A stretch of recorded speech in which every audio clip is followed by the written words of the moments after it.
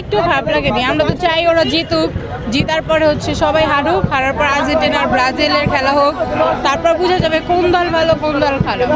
হ্যাঁ, এটা অনেক ভালো লাগছে যখন নেইমার মাঠে নামছে, তখন অনেক ভালো লাগছে যে না অবশেষে নামছে, এটা অনেক ভালো লাগছে।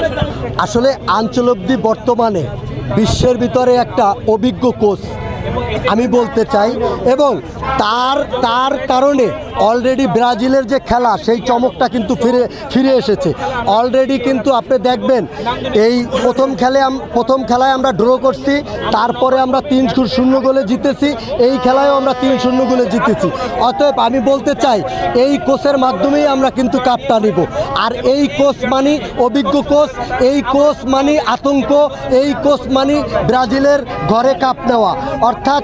আর এই যে যেই মাপের খেলোয়াড় বর্তমানে এই কোচ যাচাই করছে সব নেইমার। অতএব এই নেইমার মাধ্যমে এবং নেইমার যে চমক প্রতিটা খেলার মাধ্যমেই প্রতিটা খেলোয়াড়ের পায়ে কিন্তু নেইমার মতন চমক আছে।